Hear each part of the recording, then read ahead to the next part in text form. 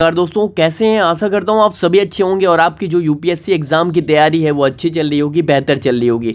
दोस्तों, free books और free mentorship class में आपका वेलकम है और ये आपकी आज 6वीं क्लास है। क्लास शुरू करने से पहले आपके लिए एक बहुत बड़ी खुशखबरी, बहुत बड़ी इन्फॉर्मेशन आपके साथ साझा करने वाला हूँ।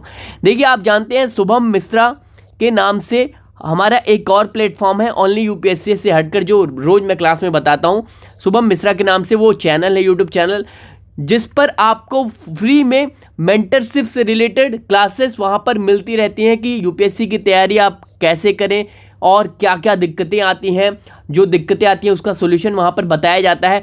तो यहाँ पर शुभम मिश्रा वाले चैनल पर आपको आज शाम में या फिर कल दिन में आपको एक वीडियो देखने को मिलेगा, वहाँ पर पब्लिश की जाएगी उस चैनल पर, जिसमें आपको पूरा बेसिक से बताया जाएगा, सिलेबस से लेकर आपकी पूरी इंटरव्यू तक की जो प्रोसीजर है, जो प्रोसेस है, वो आप कैसे सक्सेस पाएंगे, इसमें क्या रूटीन होना चाहिए आपका, क्या शेड्यूल होना चाहिए, वो सारा कुछ वहाँ पर डिस्क्राइब किया गया है, डिस्कस किया जाएगा। ठीक है, तो शुभम मिश्रा वाले चैनल को आप सब्सक्राइब कर लें। जो ये चैनल है शुभम मिश्रा का, उसकी जो लिंक है वो इसी वीडियो के डिस्क्रिप्शन बॉक्स में इस चैनल की लिंक दी गई है। तो आप जाएं, शुभम मिश्रा वाले चैनल को सब्सक्राइब करें। लिंक पर जैसे ही आप इसी वीडियो के डिस्क्रिप्शन बॉक्स में लिंक है, जैसे ही लिंक पर क्लिक करेंगे आप इस चैनल पर, शुभम मिश्रा वाले चैनल पर पहुंच जाएंगे। और मैंने पहले बताया कि आपको आज शाम तक या कल दिन में एक बेहतरीन वीडियो आपको वहाँ मिलने वाली है, जो आपकी एग्जामिनेशन में एक रामबाण साबित होगी। ठीक है, एग्जामिनेशन के प्रिपरेशन में। ठीक है, अब चलिए देखिए, जैसा कि हमने जो free books, free mentorship class की 5 क्लास हमने देख ली। जो बच्चे जुड़े हैं नए, उन्हें बता दूं, ओनली यूपीएससी के इस प्लेटफॉर्म पर फ्री बुक्स और फ्री मेंटरशिप प्रोग्राम की क्लास चल रही है, जहाँ पे आपको फ्री में बुक्स यहाँ पर मुहैया कराई जाएगी, दी जाएगी, जो कि हमारे टेलीग्राम चैनल पर यहाँ पर आपको प्रोवाइड किया जाएगा सॉफ्ट कॉपी में। इसी के साथ साथ पूरा यूपीएससी का सिलेबस आपको फ्री ऑफ कॉस्ट यहाँ पर दिया जाएगा। ठीक है, तो जो बच्चे नए हैं वो 5 क्लास अभी तक जो हुई है वो कर सकते हैं। जो 5 क्लास हुई है उसे एक प्लेलिस्ट में डाल दिया गया है। प्लेलिस्ट जो 5 क्लास की है वो इसी वीडियो के डिस्क्रिप्शन बॉक्स में उसकी जो लिंक दिया हुआ है प्लेलिस्ट का, वहाँ पे जाके 5 क्लास आप कर सकते हैं। ठीक है, और जो बच्चे अभी तक क्लासेस नहीं कर पाए हैं, डरे ना, बिल्कुल आराम से क्लासेस करें। अभी तक 5 क्लासेस हुई हैं, ज़्यादा क्लासेस नहीं हुई हैं, तो प्लीज़ जल्दी जल्दी आप क्लासेस कर लें। चलिए देखिए, आज आपकी 6वीं क्लास है। आज आपकी कौन सी 6वीं क्लास है मेंटरशिप प्रोग्राम की। लेकिन इससे पहले ओनली यूपीएससी एक सरप्राइज टेस्ट लेकर आया है आपके लिए। सरप्राइज टेस्ट का ये क्लास टेस्ट 1, ओनली यूपीएससी का क्लास टेस्ट 1 है, ये आज होने जा रहा है। जो अभी तक आपने 5 क्लासेस की हैं, उनसे संबंधित जो भी क्वेश्चन बन सकते हैं यूपीएससी एग्जाम में, वैसे प्रश्न हम आपके लिए लेकर आए हैं क्लास टेस्ट 1 में। और आपको क्या करना है, आज आपको करना यह है कि मैं अभी जितने भी क्वेश्चन इस टेस्ट में हैं, क्लास टेस्ट में, वो मैं आपको पढ़कर बताऊंगा और पढ़कर बताने के बाद आप उसे बारीकी से देखें और उसका आंसर क्या करें, कमेंट सेक्शन में उसका आंसर करें। कमेंट सेक्शन में उसका आंसर करें कि कौन सा आंसर सही है, कौन सा ऑप्शन सही है। ठीक है, तो चलिए शुरू करते हैं आपकी ये क्लास टेस्ट 1। ठीक है, अब देखिए, ये जो क्लास टेस्ट है ये सरप्राइज टेस्ट है। जो बच्चा सबसे ज़्यादा सही उत्तर देगा उसे सरप्राइज में कुछ दिया जाएगा, कुछ गिफ्ट दिया जाएगा। वो क्या है, वो जब आप कमेंट कर लेंगे, जब आपकी कल की क्लासेस होंगी, तब आपको वो सरप्राइज गिफ्ट बताया जाएगा। जिस भी बच्चे का सबसे ज़्यादा आंसर सही होगा उसे सरप्राइज गिफ्ट यहाँ पर दिया जाएगा। ठीक है, तो कमेंट्स, आपको आंसर इसका कहाँ करना है, इसी वीडियो के कमेंट में आपको इन सभी क्वेश्चन का आंसर करना है जो मैं अभी आपसे पूछने जा रहा हूँ। ठीक है, चलिए शुरू करते हैं आपकी ये क्लास टेस्ट 1 को। देखिए, ये सारे क्वेश्चन आपको उन्हीं में से पूछे जा रहे हैं जो 5 क्लासेस में पढ़ाए गए हैं। पहला क्वेश्चन आपके सामने कुछ इस प्रकार से रहा। क्वेश्चन आपके सामने है कि consider the following statements English में ऊपर लिखा हुआ है, हिंदी में नीचे, दोनों भाषाओं में आपको पढ़ाया जा रहा है। दोनों भाषाओं में आप किसी हिंदी में कंफर्टेबल है तो हिंदी में इसका आंसर पढ़ के दें, इंग्लिश में है तो इंग्लिश में दें। लिखा है कंसीडर द फॉलोइंग स्टेटमेंट, निम्नलिखित कथनों पर विचार कीजिए। ठीक है, पहला क्या कथन है, कह रहा है coins are unlimited legal tender. क्या है ऑप्शन, स्टेटमेंट क्या है, coins are unlimited legal tender. कह रहा सिक्के असीमित वैध मुद्रा हैं।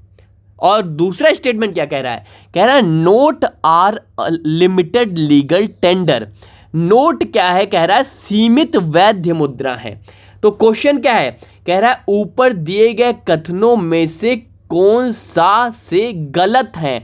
यानी ये जो दोनों स्टेटमेंट है किसके लिए, ये दोनों स्टेटमेंट में से कौन सा स्टेटमेंट गलत है। ऑप्शन है आपका पहला गलत है, केवल एक स्टेटमेंट गलत है। ऑप्शन दूसरा है आपका केवल 2 स्टेटमेंट गलत है। ऑप्शन तीसरा है, सी ऑप्शन है आपका दोनों गलत है, बोथ 1 and 2 दोनों गलत है।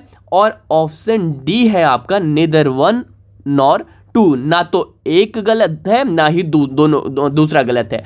तो इसका आंसर क्या होगा बच्चों, आप कमेंट सेक्शन में इसका आंसर लिखें। इसका आंसर आप कमेंट सेक्शन में लिखें। पहला क्वेश्चन ये आपके सामने रहा, जो जब सबसे ज़्यादा आंसर सही देगा उसे सरप्राइज गिफ्ट क्या दिया जाएगा। अब आप इसका आंसर कैसे लिख सकते हैं कमेंट सेक्शन में, कल इसका जो भी क्वेश्चन है इसका ओपन किया जाएगा, सरप्राइज गिफ्ट आपके सामने।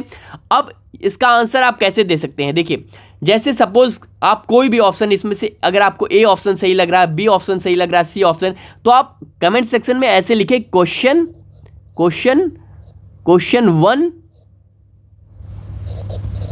आंसर क्या है इसका आंसर, अगर ए है, बी है, सी है, डी है, जो भी आंसर है आप यहाँ पर लिख दें। ठीक है, ए बी सी डी जो भी है वो आप यहाँ पर लिख दें।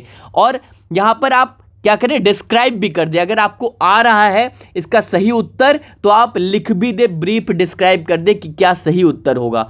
ठीक है, तो यहाँ पे आपको सरप्राइज गिफ्ट यहाँ पर क्लासेस में आपको देखने को मिलेंगे। ठीक है, जिसका सबसे ज़्यादा सही उत्तर होगा। अब दूसरा क्वेश्चन आपके सामने आता है, पहला क्वेश्चन ये रहा और दूसरा क्वेश्चन आपके सामने ये आ गया।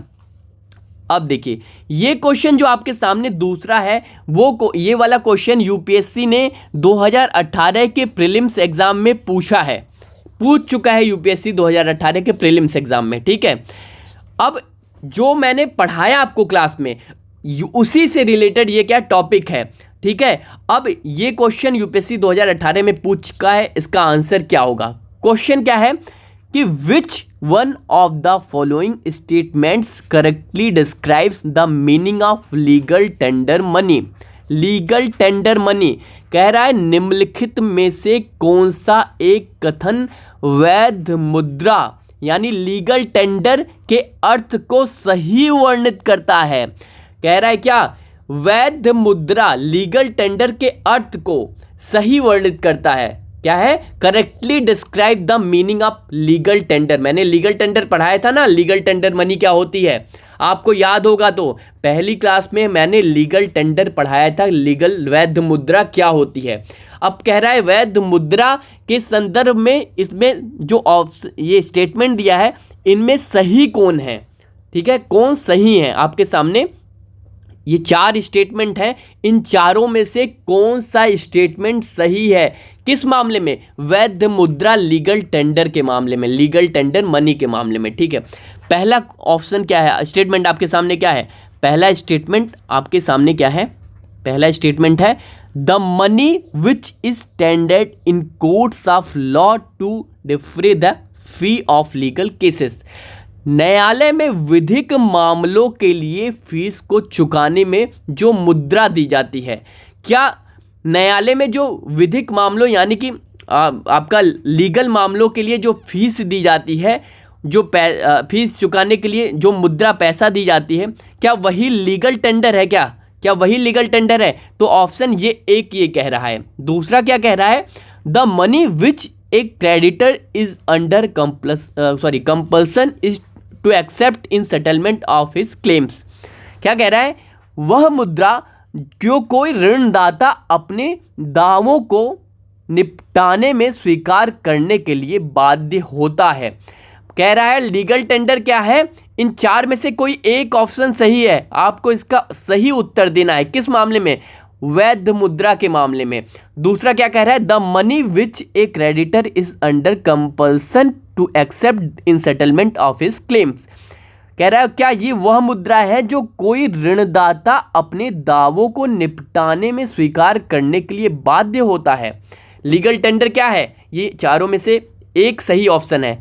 अब ये सी कह रहा है the bank money in the form of cheque, draft, bills of exchange. Cheque, draft, विनिमय बिलों आदि के रूप में बैंक मुद्रा।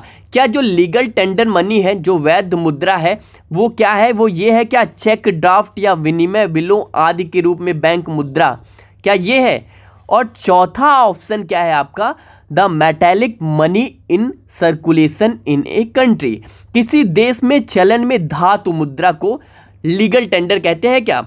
तो लीगल टेंडर क्या है, इन चारों में से लीगल टेंडर के बारे में कौन सा ऑप्शन सही है, आपको कौन सा लग रहा है? यूपीएससी ने ये क्वेश्चन प्रीलिम्स में पूछा था, मैंने लीगल टेंडर पढ़ाया पहली ही क्लास में, तो यूपीएससी ने प्रीलिम्स 2018 में पूछा था।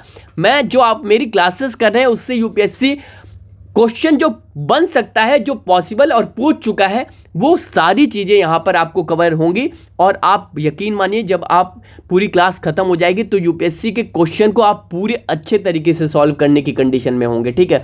तो इसका आंसर क्या होगा, इसका सही आंसर आप कमेंट में बताएं।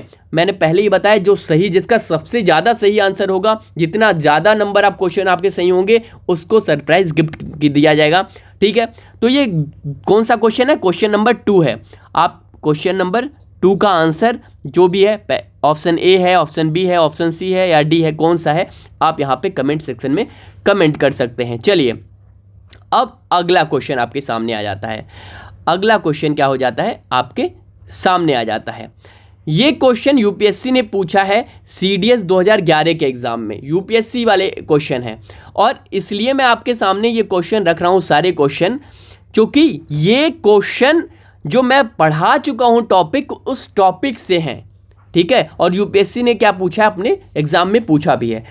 तो तीसरा क्वेश्चन है, इसका आंसर सबका आप प्लीज़ कमेंट सेक्शन में कमेंट करें एक एक करके। और अभी जब मैं, मान लीजिए अभी आप एक बार देख ले रहे हैं इस वीडियो को, आपको सही ना लगे तो फिर से क्वेश्चन पर जाएं, आप फिर से क्वेश्चन पर जाएं और क्वेश्चन देखें, अच्छे से पढ़ें, उसका आंसर दें। तीसरा क्वेश्चन है, निम्नलिखित कथनों पर विचार कीजिए, कंसीडर द फॉलोइंग स्टेटमेंट्स। पहला स्टेटमेंट क्या है, कह रहा है in India the minimum denomination coin acceptable for transaction is 50 पैसे। कह रहा भारत में लेन देन के लिए स्वीकार्य न्यूनतम मूल्य वर्ग का सिक्का 50 पैसे है। बात को समझिएगा, एक एक ऑप्शन, एक एक स्टेटमेंट को ठंडे दिमाग से सोचिएगा। कह रहा है विचार करना है स्टेटमेंट पे, यूपीएससी ने पूछा है 2011 में, ठीक है। मैंने पढ़ाया है ना आपको, ये डिनोमिनेशन क्वाइन जो ये है मैंने पढ़ाया है। कह रहा है कि भारत में लेन देन के लिए स्वीकार्य न्यूनतम मूल्य वर्ग का सिक्का 50 पैसे हैं। इस बात को समझिए, अगर हिंदी आपको नहीं समझ में आ रही तो इंग्लिश पे जंप करिए। कह रहा है in India the minimum denomination coin acceptable for transaction is 50 पैसे। मतलब भारत में लेन देन के लिए कितना सबसे कम वैल्यू वाला क्वाइन कौन सा एक्सेप्ट किया जाता है ट्रांजैक्शन के लिए, क्या 50 पैसे एक्सेप्ट किए जाते हैं? पहला ऑप्शन ये है। दूसरा ऑप्शन क्या है, क्वाइंस बिलो 50 पैसे is not a legal tender for payment. कह रहा है 50 पैसे से नीचे के सिक्के भुगतान के लिए वैध मुद्रा नहीं है। बात को समझिएगा, लीगल टेंडर बार बार आ रहा, मैंने आपको, जिसने अच्छे से क्लास की होगी वो यहाँ पर आंसर कर पाएगा। कह रहा 50 पैसे से नीचे के सिक्के भुगतान के लिए वैध मुद्रा नहीं है। इस विचार कीजिए ठंडे दिमाग से। और इसका आंसर, अब इसका आंसर क्या कह रहा है, कह रहा है ये दो स्टेटमेंट आपके सामने है, अब इसका आंसर करना है विच ऑफ द स्टेटमेंट या statements given above is are incorrect.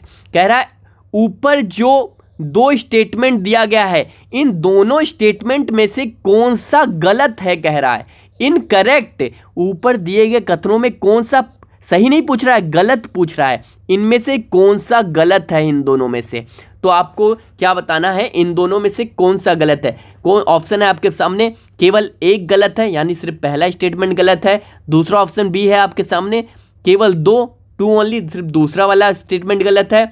सी है ऑप्शन आपके सामने ऑप्शन है बोथ 1 and 2, एक और दोनों गलत है। और चौथा डी ऑप्शन आपके सामने है नीदर 1 nor 2, ना तो एक गलत है ना तो दो गलत है। ठीक है, तो आपको क्या है इसका आंसर कमेंट में करना है, कमेंट में इसका आंसर करना है क्वेश्चन नंबर 3 लिखकर। ठीक है, और जिसका आंसर सबसे टू द पॉइंट होगा, और आप आंसर क्या है लिखकर भी कमेंट करें। कैसे लिखकर, इसको अगर डिफाइन करेंगे तो और भी अच्छा रहेगा। सबसे बेस्ट स्टूडेंट, सबसे एक्सीलेंट स्टूडेंट वो कहलाएगा जो इसको डिस्क्राइब भी कर देगा। कैसे, समझ में आ रहा होगा तो ऐसे डिस्क्राइब कर देगा इसको, अगर ये सही होगा या गलत होगा तो इसको डिफाइन भी कर देगा कि कैसे गलत है कैसे सही है। ठीक है, तो ये क्वेश्चन नंबर 3 आपके सामने ये रहा। ठीक है, अब आगे बढ़ते हैं, आगे चौथे क्वेश्चन की ओर बढ़ते हैं। ये सारा मैंने पढ़ाया है, सारा पढ़ाया हुआ है। अगला क्वेश्चन क्या आ जाता है आपका, अगला क्वेश्चन आ जाता है आपका किसके बारे में है, अगला question the core banking solution. ये क्वेश्चन यूपीएससी ने प्रीलिम्स 2016 में पूछा है। मैंने आपको कोर बैंकिंग सॉल्यूशन पढ़ाया है, कोर बैंकिंग समाधान चीख चीख के पढ़ाया है। क्वेश्चन क्या है, क्वेश्चन इंग्लिश में है the term core banking solution is sometime seen in the news, find the correct statements about core banking solutions. कह रहा है कोर बैंकिंग समाधान यानी कोर बैंकिंग सॉल्यूशन पद कभी कभी समाचारों में देखा जाता है। निम्नलिखित कथनों में से कौन सा से इस पद का सही वर्णन करते हैं। पद मतलब स्टेटमेंट, पद मतलब इसका हिंदी जो है, स्टेटमेंट की हिंदी क्या बोल रहा है, स्टेटमेंट की हिंदी क्या बोल रहा है, पद बोल रहा है। तो कई बार कन्फ्यूज़न में आज यही वजह है मैं बोलता हूँ कि हिंदी मीडियम वाले बच्चे इंग्लिश को भी ध्यान देकर चले। तो ये CBS है ना, पढ़ाया है, चीख चीख के पढ़ाया है। CBS क्या होता है, कह रहा है कोर बैंकिंग सॉल्यूशन कभी कभी समाचारों में देखा जाता है। और तो कोर बैंकिंग समाधान CBS के बारे में क्या है, निम्नलिखित में से कौन सा सही है। ये जो स्टेटमेंट आपके सामने 1, 2, 3, इन तीनों में से CBS के बारे में कौन सा सही कह रहा है, कौन सा सही है कोर बैंकिंग सॉल्यूशन के बारे में। अब पहला देखते हैं कि क्या कह रहा है। पहला स्टेटमेंट कह रहा है आपका it is a networking of banks branches which enables to customers to operate their accounts regardless of where they open their accounts. कह रहा है यह बैंकों की शाखाओं की एक नेटवर्किंग है जो ग्राहकों को अपने खाते संचालित करने में सक्षम बनाती है, चाहे वे अपना खाता कहीं भी खोलें। यूपीएससी ने यह क्वेश्चन प्रीलिम्स 2016 में पूछा था। ये अगर आप ये सब क्वेश्चन का आंसर कर पा रहे हैं तो ये मानकर चलिए यूपीएससी इस तरह के क्वेश्चन पूछता है, आप भविष्य में भी इस तरह के क्वेश्चन जब भी यूपीएससी पूछेगा आप कर पाएंगे। और क्लास जो मैंने CBS के बारे में पढ़ाया है इस उससे कर अगर आप ये क्वेश्चन कर पा रहे हैं सॉल्व यूपीएससी का पुराना पूछा हुआ, तो ये मानकर चलिए कि आप जो क्लास कर रहे हैं वो क्लास आपके लिए बहुत ज़्यादा हेल्पफुल होने वाली है। ठीक है, तो पहला स्टेटमेंट क्या है, कह रहा है यह बैंकों की शाखाओं की एक नेटवर्किंग है जो ग्राहकों को अपने खाते संचालित करने में सक्षम बनाती है, चाहे वे अपने खाते कहीं भी खोलें। कह रहा है कोर बैंकिंग समाधान जो समाचारों में देखा जाता है, इनमें से इसके बारे में कोर बैंकिंग समाचार के बारे में कौन सा सही वर्णन करता है इन तीनों में। पहला तो ये हो गया। दूसरा कह रहा है it is an offer to increase RBI's control over commercial banks through computerisation. कह रहा है यह कंप्यूटरीकरण के माध्यम से वाणिज्यिक बैंकों पर RBI का नियंत्रण बढ़ाने की पेशकश है। क्या कोर बैंकिंग सॉल्यूशन के बारे में मैंने पढ़ाया था, आपको याद होगा, तो इन तीनों में से कौन सा सही स्टेटमेंट है कोर बैंकिंग सॉल्यूशन के बारे में आपको पता होगा।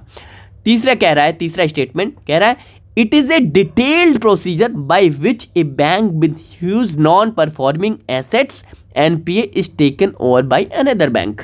कह रहा है यह एक विस्तृत प्रक्रिया है जिसके द्वारा भारी गैर निष्पादित परिसंपत्ति वाले बैंक को दूसरे बैंक द्वारा अपने अधीन ले लिया जाता है।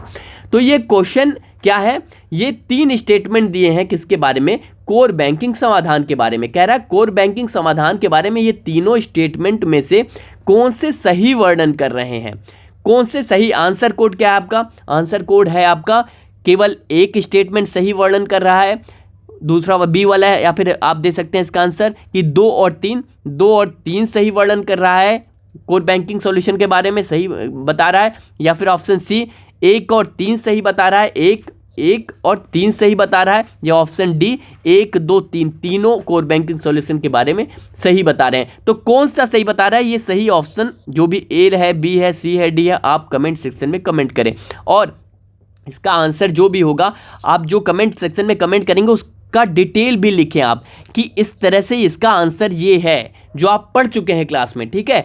तो प्लीज़ क्या है, इसका आंसर आप कमेंट सेक्शन में कमेंट करें।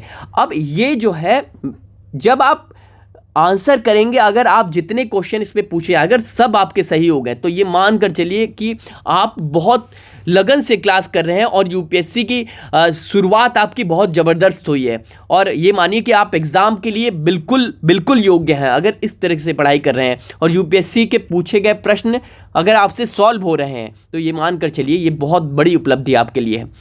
क्वेश्चन नंबर 5 है, क्वेश्चन नंबर 5 कह रहा है क्या है, Which of the following statements are correct with reference to prepaid payment instruments PPI। कह रहा है प्रीपेड भुगतान उपकरण के संदर्भ में निम्नलिखित में से कौन से कथन सही हैं या है। ठीक है, मतलब कल मैंने क्या पढ़ाया था आपको, कल मैंने आपको पढ़ाया था ना पीपीआई कल के ही क्लास में मैंने आपको पढ़ाया था। ठीक है, सेमी पीपीआई भी तो पढ़ाया था ना मैंने आपको। ठीक है, तो ये जो आपका प्रीपेड, अब वहाँ पे सेमी नहीं पूछा है, यहाँ क्या पूछा है, पीपीआई के बारे में पूछा है। मैंने पीपीआई भी पढ़ाया था। कह रहा है प्रीपेड भुगतान उपकरण के संदर्भ में, मतलब संदर्भ मतलब इसके अर्थ में प्रीपेड भुगतान उपकरण के बारे में निम्नलिखित में से कौन सा कथन सही है।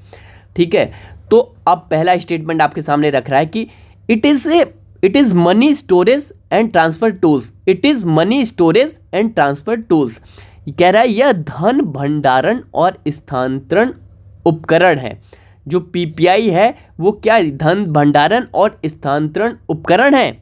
दूसरा कह रहा है स्टेटमेंट की National Payments Corporation of India NPCI regulated PPI in December 2019। कह रहा भारतीय राष्ट्रीय भुगतान निगम यानी ये NPCI National Payment Corporation of India ने दिसंबर 2019 में पीपीआई को विनियमित किया। क्या विनियमित किया, ठीक है, किया। ठीक है, तो ये 2 स्टेटमेंट है पीपीआई के बारे में। कह रहा है इनमें से कौन सा सही है, कौन सा सही है।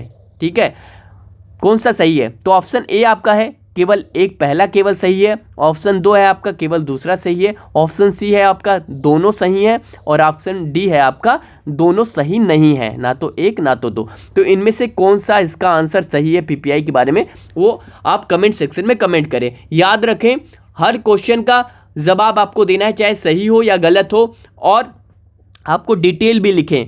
ठीक है, मैं कल जिस भी बच्चे का, जिस भी स्टूडेंट का बिल्कुल सही आंसर होगा, टोटल जितने क्वेश्चन पूछे जा रहे हैं, आप यकीन मानिए कल की क्लास में आप सरप्राइज गिफ्ट उस बच्चे के लिए तैयार होगा। ठीक है, तो ये आपका 5वां क्वेश्चन। चलिए, ये आपका 5वां क्वेश्चन। अब 6वां क्वेश्चन आपके सामने आता है। 6वां क्वेश्चन आपके 6 नंबर, आप क्वेश्चन 6 आपके सामने आता है। 6वां जो क्वेश्चन है कह रहा है consider the following statements.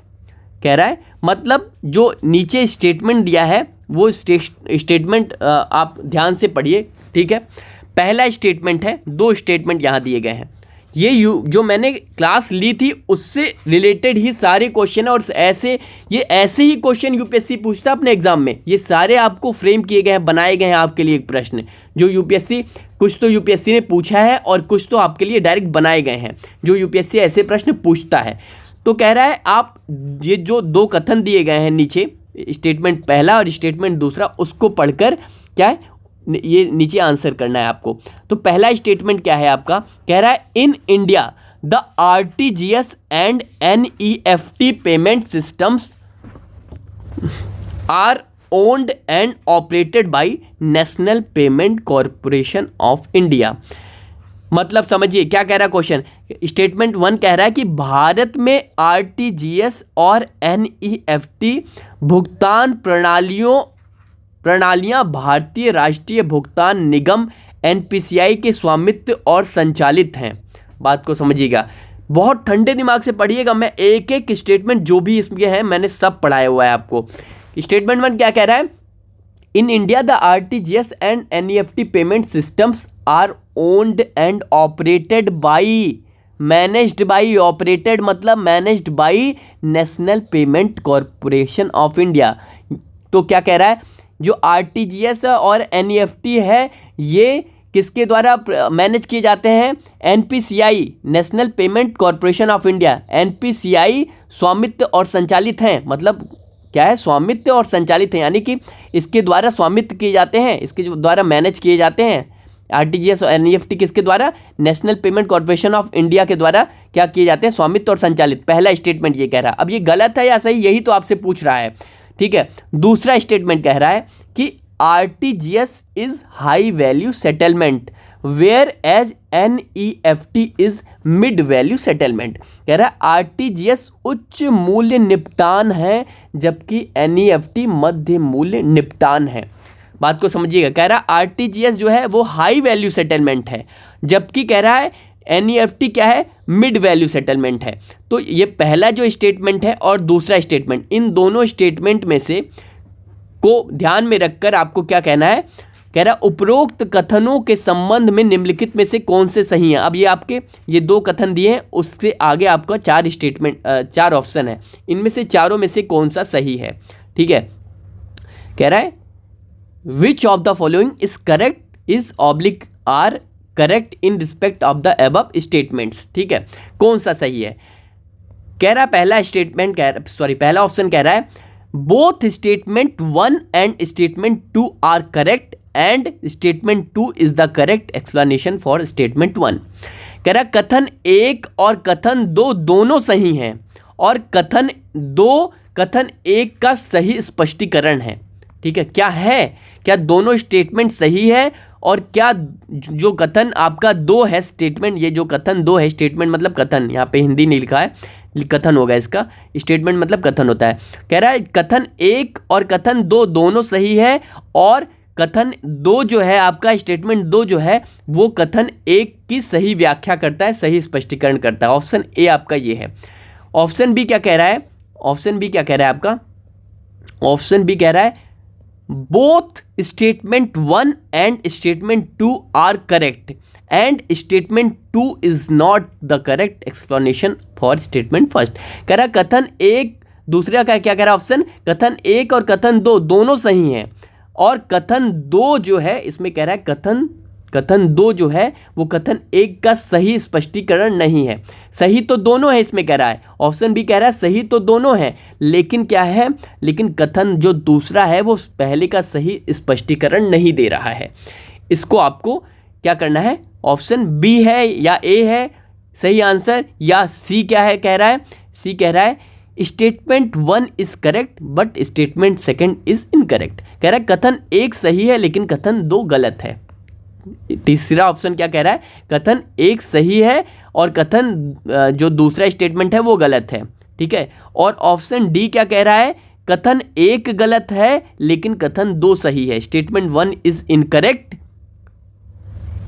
But statement 2 is correct. कथन 1 गलत है लेकिन कथन 2 सही है, ये क्या कह रहा है ऑप्शन डी। कथन क्या है, कथन 1 क्या है, कथन 1 गलत है और कथन दूसरा जो है वो सही है। तो इन चारों में से कौन सा ऑप्शन आपका सही होगा, चारों में से कौन सा ऑप्शन आपका सही होगा। देखिए इस तरह के क्वेश्चन यूपीएससी पूछता है स्टेटमेंट वाले, ठीक है, मतलब आप स्टेटमेंट वाले क्वेश्चन रखकर आपके सामने वो आपका दिमाग घुमाता है। अब आरटीजीएस एनईएफटी मैंने पढ़ाया है, दोनों पढ़ाया है, ठीक है, कौन मैनेज करता है आरटीजीएस एनईएफटी को और क्या स्टेटमेंट, ये दोनों स्टेटमेंट में से कौन सा सही है, इस आधार पर आपको इसके आंसर करने हैं। तो ये क्वेश्चन नंबर आपका 6 रहा और इस तरह से आपका क्या समाप्त हो जाता है, ये क्या हो जाता है, ये आपका टेस्ट समाप्त हो जाता है। कुल आपके कितने क्वेश्चन हैं, कुल आपके 6 क्वेश्चन हैं, ठीक है। जो बच्चा 6 में से 6 क्वेश्चन का सही आंसर करेगा उसको कल, चाहे आप में से अगर 4, 5, 10, 20, 50 बच्चों ने भी सही किया तो सभी को सरप्राइज गिफ्ट दिया जाएगा। बस ये है कि आप बहुत ठंडे दिमाग से कीजिएगा। आप जितने लोग सही आंसर करेंगे 6 में से 6, मेरा मतलब ये होगा कि मुझे बहुत ज़्यादा खुशी होगी कि मैं जो आपको पढ़ा रहा हूँ वो आप बिल्कुल सही से 100% आप चीज़ों को समझ पाएँ, अगर 6 में से 6 कर आप इसका आंसर कर पाते हैं और कमेंट सेक्शन में देते हैं, ठीक है। तो यहाँ पर क्या करना है, आपको इसका आंसर करना है, ठीक है। और आपकी कल की क्लास में, कल की जो क्लास होगी उसका यहाँ पर आपका जिसका आंसर सही होगा, 6 में से 6 आंसर सही होगा, उसे सरप्राइज गिफ्ट बताया जाएगा। और जिसका गलत भी होगा तो आपको डरने की ज़रूरत नहीं है। आप क्या करें, आप जो पिछली क्लासेस है उसको फिर से देखें और पिछली क्लासेस देखकर फिर से क्या बोलते हैं क्वेश्चन को सॉल्व करने की कोशिश करेंगे। कल इस 6 क्वेश्चन पे मैं क्या करूँगा, डिस्कस करूँगा, ठीक है, ठीक है। 6 में से 6 सारे क्वेश्चन मैं कल डिस्कस करूंगा, ठीक है। तो चलिए आज की क्लास में ये आपका टेस्ट है। आप और ये जो टेस्ट वाला ये टेस्ट वाला जो आपका 6 क्वेश्चन है वो टेलीग्राम चैनल पर अभी आपको एक आध घंटे में टेलीग्राम चैनल पर आपको या फिर शाम तक आपको टेलीग्राम चैनल पर ये पीडीएफ दे दिया जाएगा, ताकि आपको अगर यहाँ पर देखने में दिक्कत आई हो तो आप पीडीएफ में डायरेक्ट पढ़ सके लेकर भी आप अपने मोबाइल में, ठीक है, या टैब में जैसे भी पढ़ते हो आप। तो ये क्वेश्चन जो है आपको अभी एक आध 2 घंटे में या शाम तक आपको ये आपको दे दिया जाएगा, ठीक है, इसका पीडीएफ, ये 6 क्वेश्चन का, ताकि आप अच्छे से ठंडे दिमाग से अपने हाथ में लेकर इसको पीडीएफ को पढ़ें और इसका आंसर करें, ठीक है। और प्लीज़ कमेंट सेक्शन में कमेंट करें, लाइक का बटन दबाएं और इस वीडियो को अधिक से अधिक लोगों तक शेयर करें, ताकि वो भी इससे कुछ सीख सकें और आपकी तैयारी एक नई दिशा में हो। चलिए, बहुत बहुत धन्यवाद और चैनल को सब्सक्राइब करना ना भूलें। चलिए, बहुत बहुत धन्यवाद।